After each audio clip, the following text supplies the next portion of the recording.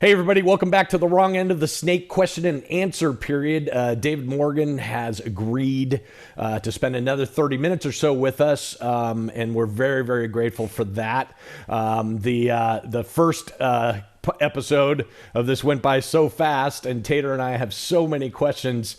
Let's just get into it. Tater, why don't you got one? I got hundreds. Yeah, so do I. I mean, I can talk. I love this during COVID because I don't get to talk audio a lot, and David's brought back just some great feelings and some excitement for me that I'm happy to have back. But let's get into it. Enough about me. Who cares? What I want to know, bringing back my excitement from talking to you. What I guess two-part question about COVID. What has kept you busy during COVID, if anything, and how do you staying current during COVID, as far as equipment and updates and keeping yourself feeling like you're still pertinent after a year?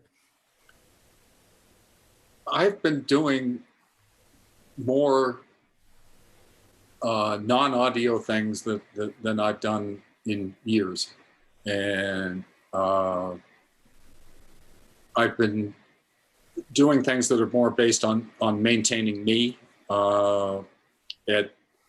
When Fleetwood Mac ended and I was 70 at the time, I realized that I needed to get stronger if I wanted to stay on the road. So I've spent a lot of time working out on the Bowflex machine in the garage and doing other things that keep me in shape. And I've spent a lot of time working on the property here. I've been the gardener. I've been the maintenance man. I've been getting a lot of things done that I've been putting off for years. And so this has basically been kind of a hibernation period for me. Because I'm over 70, I'm in a really high risk group for the infection. So I've been staying away from everything except my computer, and I've been networking with people on various forums like this, and that's been my way of staying in touch with the industry. But I read FOH magazine, I read Live Sound International magazine, and I read Tape Op. I try to keep up as much as I can. I look at the Pro Sound web boards. I've watched a few of the podcasts that the guys have done from Pro Sound Web. And so I make enough phone calls with the Rode family to still feel connected, but not to get into anybody's face at all. And it's been good for me. I needed. I've been pushing real hard all through my 60s, and taking a year in fallow was probably a good idea. And when we go back to work in probably the fall of this year, I'll be ready. Yeah. I think the forced furlough for some of us was actually okay, I needed a little bit of I hate that this had to happen for us to get this break, but I'm 54. I got a lot of respect for you. Like you say, pushing through your 60s to go out there and do it. And I know with my little 34 years in the business, I needed someone to tell me stop for a minute. So it's been a good respite, it's been good for the body. It's been good for the mind. It's been good for the soul. And the one great thing is I've gotten back to playing and singing an awful lot. I'll play and sing probably 2-3 hours a day.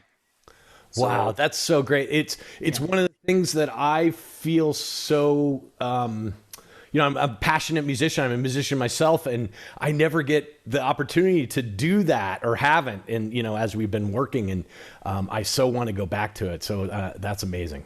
Really, I actually picked up the bass the other day and I learned a Motley Crue song, so I can say I've done the same thing. It had 5 notes in it. Let me send you some Jaco Pastorius. Okay, no, it's had 5 notes. I'll introduce you to Baghetti Kamalo. Yeah, exactly. I'm at 5 notes and I'm doing good. Now, so I want to go back just a touch. You were talking about keeping up with magazines. My problem with magazines, obviously, when you're on the road, you come home and you got a stack and you got to weed through all that information, right? So, but I still do that just because I've done that before the internet. You know, I come home, Pro Sound News, check them all out. One article in particular that I liked was a series you were doing on your switch and your choice of moving digital and with the SD5. Super informative. Everything that I probably have in my mind, but I can't translate to paper or to my mouth, you were saying in that article.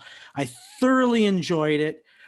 We can go into some about what you were talking about and saying, but really what I want to go into is, I know you were touring at the time, and I know by reading that article, you'd spent a lot of time thinking and putting that on paper. How did you manage the time? How did it come about? How did you get your feelings down? Just the whole thing. Any of those articles that I wrote on the road would start out as sentences written down on a yellow pad, or maybe even a phrase written down on the yellow pad. And that would be the beginning of an outline. And so the first week, thank God this was monthly, because, you know, like, how much time do you really get to write on the road? Oh my goodness. So it would be about a week for me trying to decide if I had something to say, and to find a point of view from which I could say what I felt I needed to say. And then after that, the writing process, if you do a good enough outline, then it kind of writes itself. I've always had to watch my verbosity on spending too much time on one paragraph, you know, that turns into one thought. To make an article interesting, there's got to be some movement, there's got to be some flow, you know. So I really try to work hard on making the ideas connected and getting from point A to point B in the most interesting way. And so I determined long ago that I would write all these articles as first-person articles. You know, this is what I do, this is what I use, this is why I use it, this is a mic that works for me, this is a plug-in that works for me, and why, and what am I using it on? So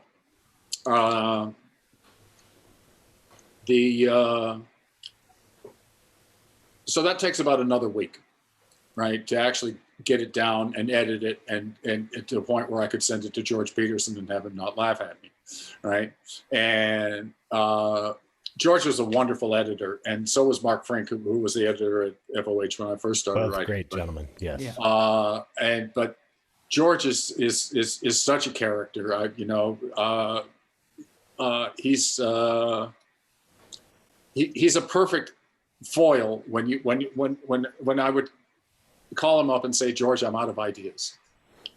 And he knew exactly how to cajole me or push me, guide me gently into, well, try this. Or what would you do if somebody suggested you do this? Or, you know, and he never actually gave me a topic, but he certainly knew what he was doing in pushing me in the direction to find the topic by myself. And in that way, he was such a great editor. He had to tap his foot with me, obviously, because deadlines while you're on tour, you know. You know?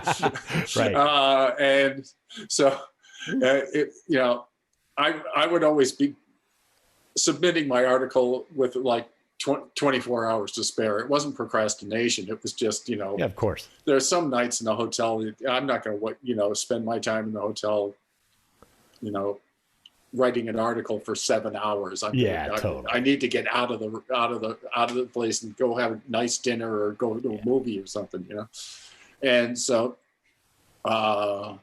George was very patient with me, and he let me write about 100 articles for that. And I had a great time writing those articles. So the fact I read every single one, and they were, you know, I gained serious amounts of knowledge from it. So thank you for that, for sure. Well, it was always my pleasure, you know. But of all the articles that I wrote out of all those 100, I think the one that I wrote about me and Rachel stumbling around Paris together was probably my favorite one.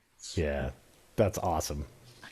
Oh, sorry. Very cool. So I know earlier you spoke about the Lake being the number one piece of gear that, like, you know, changed everything for you. But is there a piece of gear, whether it's new or old, that you've carried along in your career that is like, that's a piece of gear that I take to every one of my clients? Maybe it's a reverb, or maybe it's a, you know, one of those. Do you have a piece of gear like that besides the Lake? Well, in the analog days, of course, I had favorites. These days, with everything in the box, I'm pretty much a waves person, and I haven't had the opportunity to get into U-Wave, and that was something that was on my calendar for this year. Was to see if I wanted to experiment with UA plugins, but like I said, I can't get to a console. Yeah, and plugins is something you can't do on your laptop at home. That's and true. I need the microphone going through the Digico preamps and right. through the Digico converters. You know, I need the actual console of environment in order to talk about adding colors or dimension or space to a particular mix. You can't, it's not something you can do with headphones at home. You just can't do it. And I can do it with my 12-inch Tannoy sitting on the meter bridge of the console though. And I found those, I use old 12Ts, and those were great speakers, and they translate into a PA mix really, really well. Yeah, they do. And so I feel a little bit deprived of my creative environment because I can't get to a console. Luckily, the James Taylor show is a very mature show, and there's very few changes I really need to make in that particular show file. Stevie Nicks is a little less mature because when I first started with Stevie, I was working on Avid consoles, and then I took a little break from Stevie, but when I came back, I was on the Digico. So that was Fleetwood Mac. So the first show I built on the Digico was Fleetwood Mac that had Stevie in it. So I had to build a Stevie Nicks show from scratch, and there are certain things I'd like to add that I can't now. Right. And so but as far as, you know, I do carry a couple of talismans with me with my SD5. I carry a Bricassi because we all love the old 224, and we all love the Lexicon guys, and you know,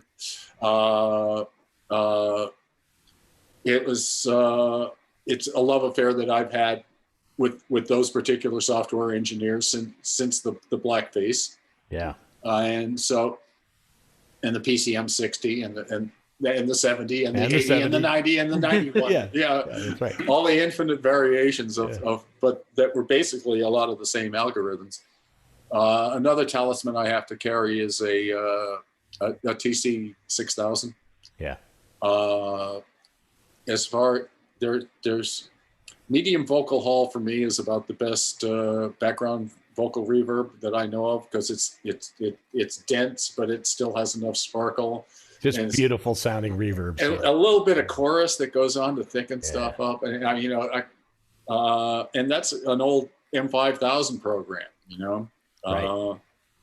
And so I carry 4 stereo cards. So I have 4 engines in the 6000. In the 6000, and then the stereo Bricassi. So those are my 2 talismans. And the artist that you do, sometimes it's all about the bigness of the reverb and stuff. So you gotta have great sounding stuff, right? Lie, boom. Yeah, that's it. That's so it's funny. Me and Pooch just a little bit ago. I obviously I'm listening to front of house more than ever before, because I'm listening to broadcast mix now and YouTube and all that stuff. And I just can't believe the importance of the background vocal mix. I seem to, and the stuff I listen to seems to be that most mistakes of any mix is in that area. I don't know if it's just me and at my hearing is something picking up on that, but how important the background vocals are and where they need to be placed in the mix. It seems to me a problem area because it's so different in so many different mixes. So that's just a take on what I've heard lately. Well, as an old singer, I'm biased towards background singers. I like background singers really forward in the mixes for James Taylor. That's for sure. A lot of times we want a simulated choir going on. So I'll enhance them electronically through various ways, as you know. There are some songs where we have 4 background singers with just a reverb. There's other times where we have like 16, you know, when I add a few more digitally. Now, is Arnold still singing there? Oh, of course he is. Arnold McCullough, you know, I haven't seen Arnold in a long time, but what a fine gentleman he is. Sadly, David Leslie had to retire from the road, and another person who was with James for years, with Valerie Carter, of course, passed away a few years ago.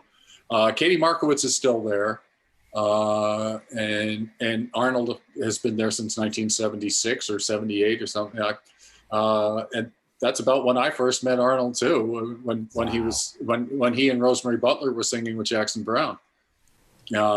And so Arnold and I have been friends for a very long time, and I love that man dearly. And watching his relationship with James, it's so much fun. Those two are like, they're brothers, you know, they're absolute brothers.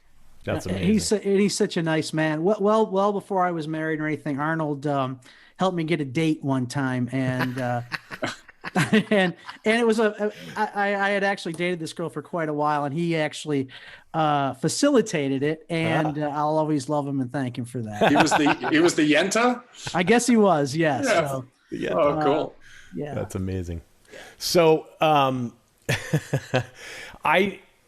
speaking about all of the artists that you work with, amazing, some of the biggest artists in the world.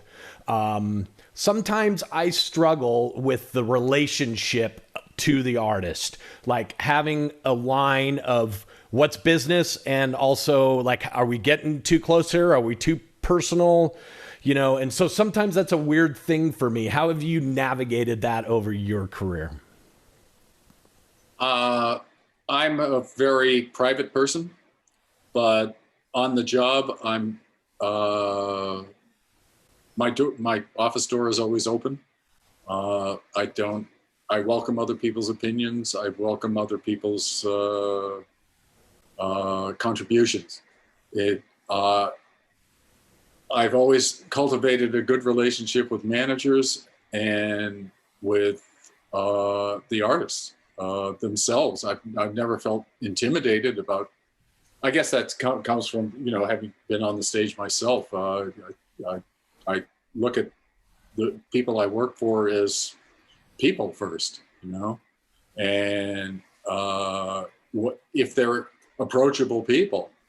And I've found that most of the musicians from my generation who came up in the 60s and 70s are really approachable people. Yeah. There's very little pretense. There is no pretense in the James Taylor. What you see is he's exactly who you think he is from the songs. Amazing. He is the nicest man in the world. I did a little studio thing with Livingston a couple of times, and so I had some interaction with his brother. It was, and he was a sweetheart as well. Really good. Yeah, it's a beautiful family, Yeah. and it's James. There is no more approachable artist in the business than James Taylor. Amazing. My friendship, my professional friendship with James is as good as it can be. I don't try to ever assume that he's my personal friend. Right. But professionally, we're as close as we could be. I depend on him, and I've heard from many people that he depends on me. So that's great.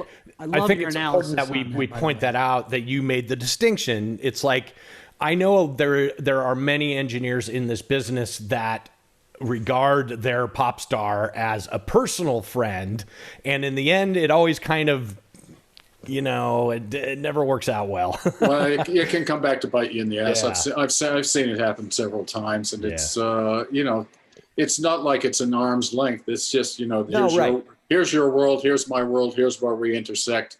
We'll be friends and let's collaborate. And I love that term, professional friend, because you see it so much where people say, "Oh, this guy's my friend," and this and that, and this, my buddy, this and that, and this and that, and I get it to a point, except for real friends call you on your birthday. You know what I mean? Yeah, real friends know how many kids you have and when their birthdays are at. Right. Can that buddy call you on the cell phone right now or email, and can you do the back and forth?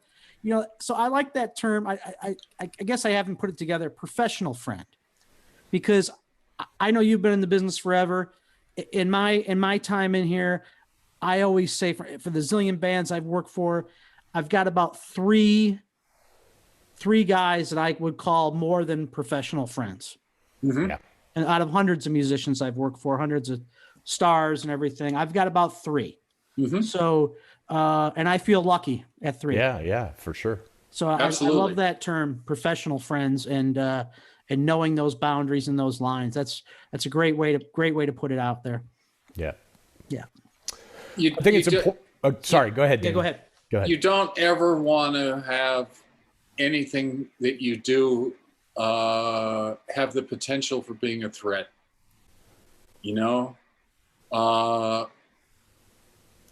I've never seen anyone give more of his time to his fans than James Taylor.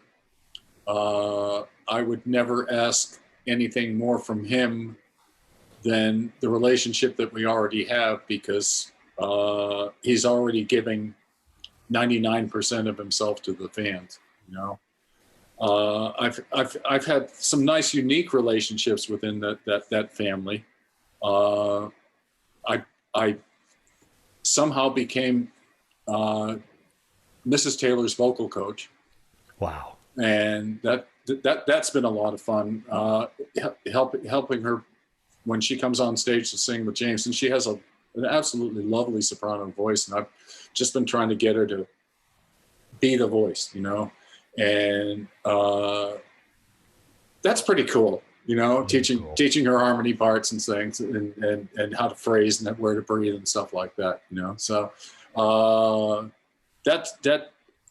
but even at that point, that I was taking a professional chance by doing that. Of course, yeah. And it worked out well, and Kim and I are really good friends, and I love her to death. And had it not worked, maybe I wouldn't be so comfortable about it now. But it worked out really well, and she sings her parts so well now. I'm so proud of her. And sometimes you have to put yourself out there, right? Like sometimes you just have to go for it and be like, you know what, I'm just going to do this and see what happens. yeah. But still, if she goes on a podcast or something that James is on and she's singing, I'll send her a text and say, cool. You owned it tonight. You were there. All I do is I encourage, and I of course. I want her to be as comfortable with performing as she is with being a mom to the kids. Yeah. So she's a wonderful lady, and that whole family it's a privilege to work for them. They're just as sweet as they can be. I think that sometimes our role is a producer, right? Like we are helping to, what the musicians are creating on stage, we're helping them to get, the vision out into the world. And so some of that requires you to be the guy that goes up there and says, hey, this part isn't really working, and I'll show you. I've had situations where I'm like, guys, you need to come listen to this because this part isn't working. So you're really acting as a producer. Do you find yourself doing a bunch of that? Yes. Absolutely. Now, granted, I'm working with Steve Gadd. Yeah, I was just going to say. Luis Conte. Yeah, that adds an extra level of, oh, shit, I got to say I'm something. not working with Steve Jimmy Johnson. Mike Landau. Yeah. Walt Fowler. Lou Marini. Yeah. And Larry Goldings. Okay, those are the musicians I'm on. And you kids, if you didn't know any of those names, go research them, because every single name he just named is unbelievable. Hall of Fame. Yeah. And so between James and Paul Simon, Steve and I, Gad and I have been together almost 35 years. Wow, that's great.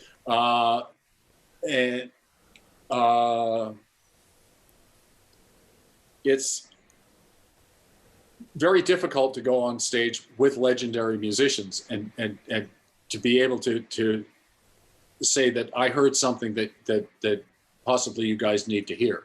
And I can't even imagine. And you have to be as diplomatic like that. You know, of course. It's like, Steve, I think there's an issue where you and Luis are not synced on something, and in order for me to bring that up, you really got to pick your spots. Yep. I'm not intimidated by any of the musicians I've worked with because I grew up in the music business. I've been doing it since I was 14 years old. So it's like, these are all I try to look at all of us as on an equal footing as far as having the best possible performance in mind. But I also have a deference to their particular accomplishments and stature, and respect for their opinion will definitely supersede mine. Yeah. But I've never been afraid to express my opinion, but you have to make sure you express it in a really articulate and concise way. Nobody wants to hear a long-winded scientific explanation about why this doesn't work in the audio world. Great advice. They want to hear like one sentence that describes it very quickly, and so that they can give you a yes or no answer. So there's a little talent in putting together questions or making a statement and having it sound like a question, or having a question that sounds like a statement. Yep. You know what I mean? It's a skill. It's a skill that the 80% of the engineers out there don't have. There's the reason there's a 20% of the guys that are getting all the big gigs is of these little things like this skill that you just spoke about. Sure. Well, it's their art. It is. You have to be immensely respectful of their art.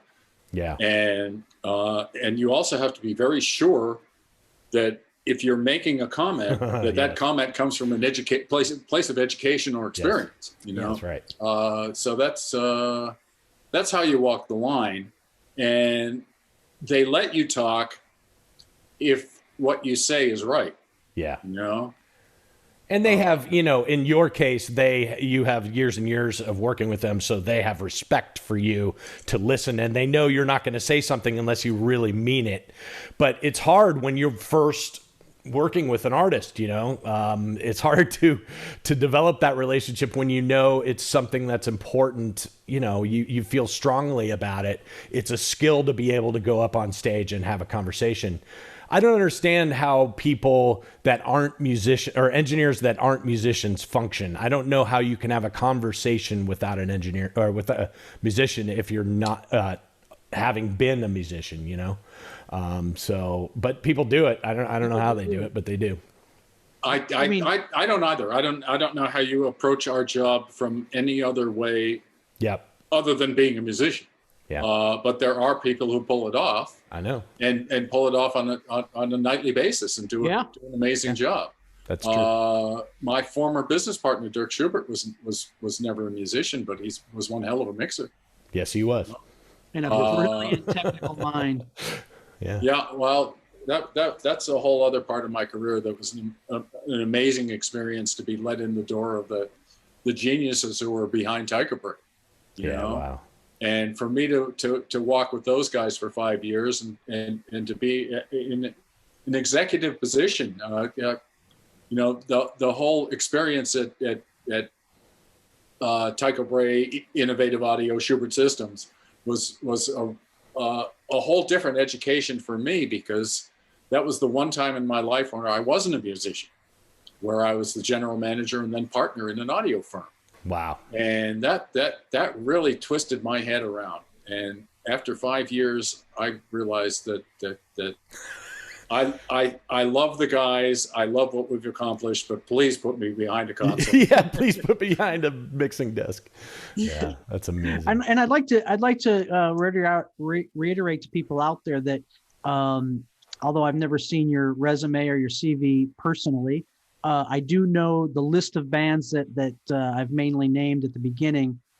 You have not done one tour or one leg or a fill-in gig. These are long relationships with these people and these bands that I've named, and to have a relationship with artists that long, you have to be doing something right, and more than just right. You really have to leave an impression, and people have to really respect you, and that goes along with what you were saying, how when you talk to them and get on their level of having to say something sometimes uncomfortable, getting that respect. And obviously you've done it right for working with those bands for that many years. It's almost unprecedented in this industry to work for bands. Yeah, it sure is. Well, I've been lucky enough to find out how to walk that tightrope between the crew and the band, and I can speak with equal amount of knowledge and authority to a crew question as I used to address a band question, right? And so I think of being someone who can successfully straddle those two worlds is that's the talent you're really looking for.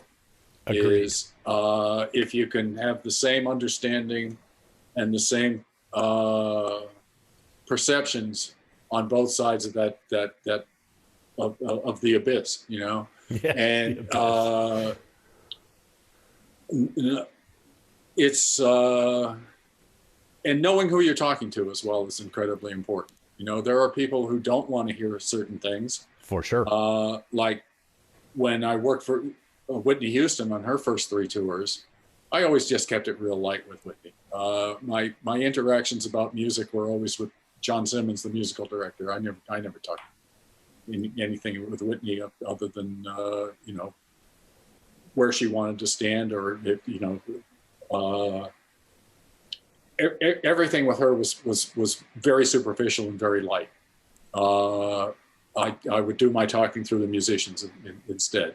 Yeah. Luckily, John was a fantastic musical director, and then Ricky Minor followed him, and but while I was there, the 3 years I was there, John Simmons was the musical director, and he was a perfect person to work out arrangements with and things. He was always incredibly open-minded, really enthusiastic guy, and sadly he passed away after her 3rd tour.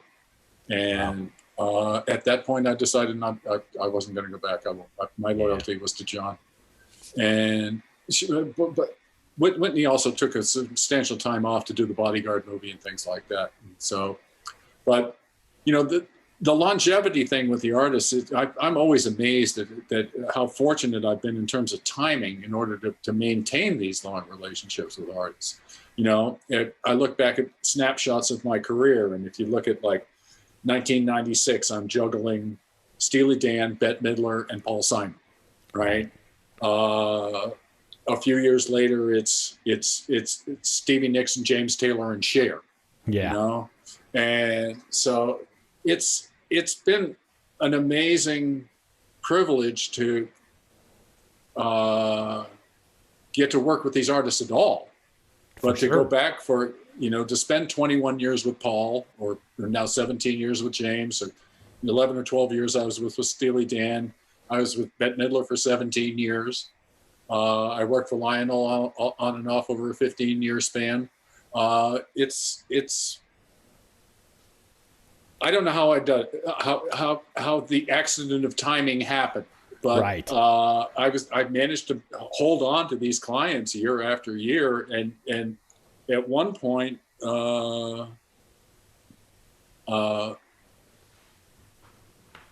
only had one time where I had to make a really, really difficult decision. That's amazing, because juggling all those people must have just been, that's crazy, and it's amazing that it all worked out.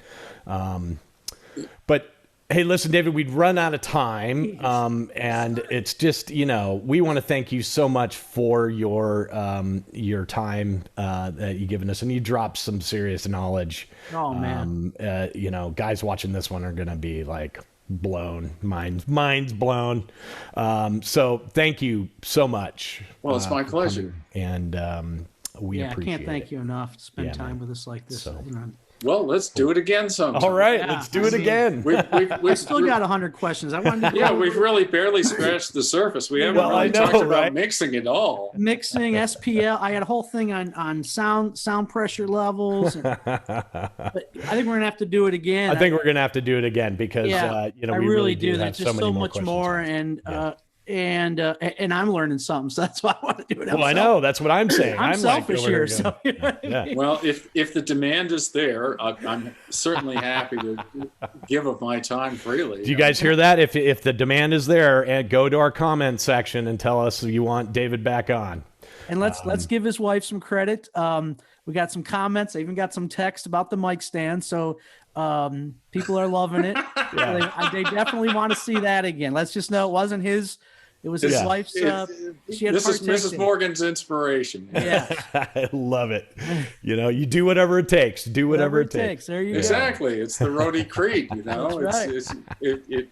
The show must go on. There it is. Yeah, right on. And all right, cool. That's one thing that is really I've lived by that axiom my whole life. I've never ever missed a show as a guitar player, singer, or as an engineer. I've never ever missed a show. That's amazing. Awesome. Here we go. All right, David, we're going to lose you here, but thank you so much. And we'll keep in touch, and we got to have you back on. We appreciate it. All right, gentlemen. It's been a pleasure talking to you. All right. Take care.